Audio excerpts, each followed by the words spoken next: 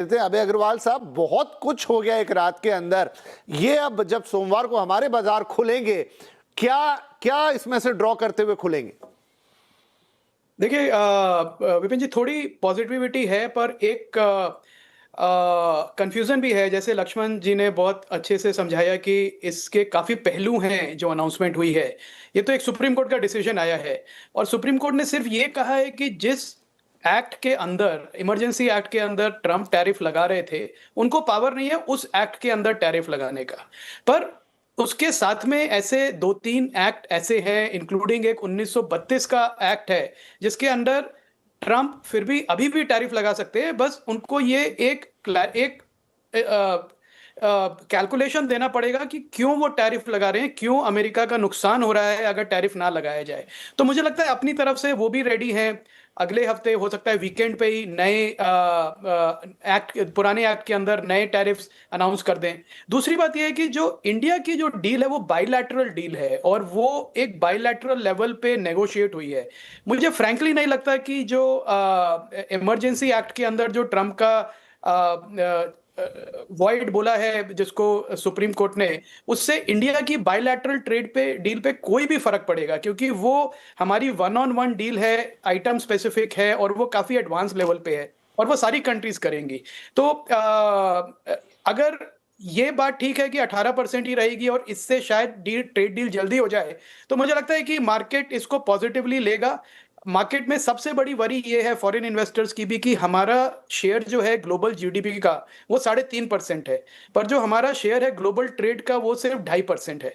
और अगर हमको अपना जीडीपी बढ़ाना है तो इस ग्लोबल ट्रेड शेयर को हमको कम से कम भी 4-4.5% ले जाना पड़ेगा, यहाँ से ऑलमोस्ट डबल करना पड़ेगा। तो हमें बहुत सारे ये ट्रेड डील साइन करने पड़ेंगे जिससे हमारे जो बिजनेसेस हैं वो एक्सपोर्ट कर पाए, हम डोमेस्टिक कंजम्पशन पे ग्रो नहीं कर पाएंगे इकोनॉमी। सो ओवरऑल मैं कहूंगा कि जहां पे भी इंडिया के लिए एक पॉजिटिव एनवायरनमेंट बनता है एक्सपोर्ट के लिए, ट्रेड ग्लोबल ट्रेड में अपना शेयर बढ़ाने के लिए, इन्वेस्टर्स उसको बहुत पॉजिटिवली लेंगे। पर आई थिंक अभी भी devil is in the detail.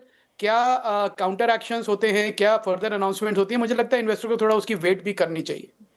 अभी तो आज की रात भी बाकी है। पता नहीं डोनाल्ड ट्रंप साहब कौन सा अपना तरकश में से तीर निकाल के ले आए और फिर उसे पटक दें।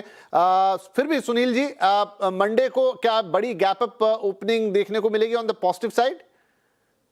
नहीं, बड़ी गैप अप की उम्मीद क्यों कर रहे हैं आप? बिकॉज देखिए, जैसे लक्ष्मण जी ने कहा और अभय जी ने कहा, टेक अवे क्या है, मैं समराइज करता हूं आपको कि अल्टीमेटली इंडिया के ऊपर 18% ही लगेगा उसमें। यानी क्यों मैं बता रहा हूं कि ये सुप्रीम कोर्ट का डिसीजन टैरिफ के खिलाफ नहीं है, ये इमरजेंसी पावर्स की एग्जीक्यूशन के खिलाफ है। तो उसके अलावा सेक्शन 122, सेक्शन 232 और 301, 3 ऐसे एक्ट है जिससे ट्रम्प एडिशनल टैरिफ लगा सकते हैं। और सेकेंड चीज, उन्होंने साफ बता दिया कि मेरे साथ इंडिया का डील मुझे 18% हाँ टैरिफ है और हम 0% टैरिफ वो हमारा प्रोडक्ट्स के ऊपर लगेगा, ये साफ है। तो ट्रेड डील जैसे ही साइन होगी तो इसमें अमेरिका के पास क्या स्ट्रेंथ्स है ना, एक है कि देखिए, फर्स्ट ऑफ ऑल ये 18-18 नहीं है, क्योंकि हमें जो मोस्ट फेवर्ड नेशन का स्टेटस है MFN, उसके अंदर हमारे 2 से 5% टैरिफ लगती है। तो 18 का डील साइन हुआ तो भी 20 से 25% है और ये 10% 150 दिन के लिए लगेगा। तो 8% का सेविंग 150 डेज के लिए है, या until the trade deal is signed. तो उसके पहले मेरे ख्याल में वो ट्रेड डील साइन कर देंगे और 18 ही लगेगा, क्योंकि उनके पास हमारे ऊपर दबाव डालने के लिए 232 और 301 है। 232 क्या है, जो स्टील के ऊपर और एल्यूमिनियम के ऊपर ऑलरेडी 25 और 10 है, उन पे अगर ट्रेड डील नहीं साइन हुई तब तक 25 + 10 35 और 10 + 10 20 लगेगा 232। और 301 क्या है, हमारी डिजिटल टैक्स के ऊपर है। तो वो डिजिटल टैक्स को इस एग्रीमेंट के अंदर वो डिजिटल टैक्स को हटाने की है, नहीं तो 301 लगा के वो additional tariff under the tax लगा सकते हैं। तो मेरे ख्याल में इंडिया को चॉइस नहीं है कि हमें 18% ही एक्सेप्ट करना पड़ेगा ट्रेड डील साइन करके। इसलिए हमारी जिंदगी में कुछ ज्यादा बदलाव नहीं होगा, क्योंकि हमारी जो एडवांटेजेस या डिसएडवांटेजेस है 18 में वही रहेंगे।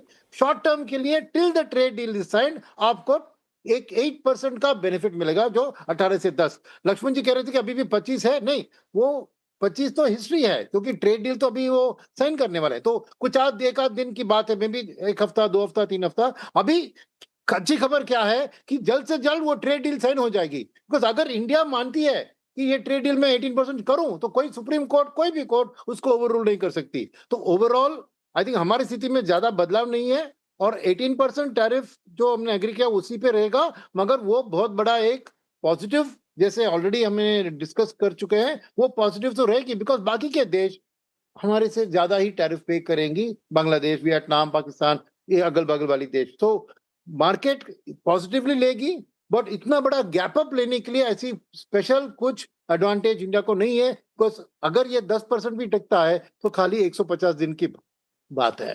तो मेरे ख्याल में इंडिया को ऐसे ही लेके जाना चाहिए कि 18% हमने तय कर दिया, अग्री कर दिया, उसको जल्द से जल्द इम्प्लीमेंट करके इंक कर दे डॉक्यूमेंट को। हमारी भलाई उसी में है, बिकॉज जैसे मैं रिपीट कर रहा हूँ, सुप्रीम कोर्ट की डिसीजन टैरिफ के खिलाफ नहीं है, वो खाली इमरजेंसी पावर्स की इन्वोकेशन के खिलाफ है, और ट्रम्प उसको समझ गए हैं, तो अब बाकी रास्ता ढूंढकर देखिए, इसमें अल्टीमेटली ट्रम्प विनर।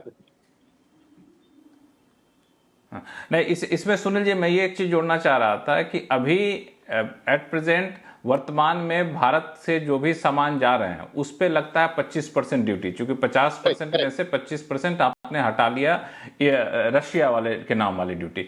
अब 25% जो लगता है वो तो आपको घट करके 18 पे नहीं आएगा, वो तो अब घट करके सीधा 10 पे जाएगा। अब जब तक ट्रेड डील नहीं होती है, ट्रेड डील के नेगोशिएशन नहीं होते हैं, उसके लीगल डॉक्यूमेंट नहीं होते हैं, जो मार्च में चल के लास्ट वीक तक होने की संभावना जताई जा रही थी, अब वो डेट मार्च के लास्ट तक होता है, तब तक तो आपको 10% देना पड़ेगा। ये तो एक रिलीफ के तौर पर हम देख सकते हैं। दूसरा जो आपने कहा कि जो अलग अलग सेक्शन है, जैसे सेक्शन 132 की बात कर, 232 की बात करें जिसमें इन्वेस्टिगेशन होता है, तो इन्वेस्टिगेशन वाले सेक्शन में और दूसरे सेक्शन में इस तरह के बिल्कुल ब्लंट पावर नहीं है यूएस के पास, प्रेसिडेंट के पास, कि आप चाहें तो एडिशनल टैरिफ, रेसिप्रोकल टैरिफ 25 लगाते हैं, 50 लगाते हैं, ये पावर अब नहीं है। उस पावर को सुप्रीम कोर्ट ने खत्म किया है। क्यों, मेरे रीडिंग सही है कि नहीं है? नहीं, ये सही नहीं है, बिकॉज ये 25% स्टील पे और 10% एल्यूमिनियम पे कुछ साल से लगा है, सुप्रीम कोर्ट ने उसको टर्न ओवर नहीं किया, बिकॉज वो सेक्शन 232 है, नॉट वो तो बिल्कुल डिफरेंट है। नहीं, स्टील एल्युमिनियम तो बिल्कुल डिफरेंट चीज है, उस पर तो हम लोग जा ही नहीं रहे। मैं तो सिर्फ ये कह रहा हूं कि अभी हम लोग 25% से घट करके 10% तो आ ही गए ना हम लोग, तो जब तक कि ट्रेड डील साइन नहीं होता है। हाँ, वो बहुत टेम्पररी रिलीफ है ना, क्योंकि मेरे ख्याल में ट्रेड डील अभी जल्द से जल्द साइन हो जाएगा। बस क्यों 150 दिन तक वेट करेगी इंडिया से? वो तो हम लोग उम्मीद करते हैं, जब वो तो अनुमान है कि जब साइन हो जाए तब तक तो हमें ये है कि रिलीफ है, और बाकी सेक्शन के तहत ऐसे बेलगाम पावर नहीं है इसके पास, ट्रम्प के पास, कि ड्यूटी लगा।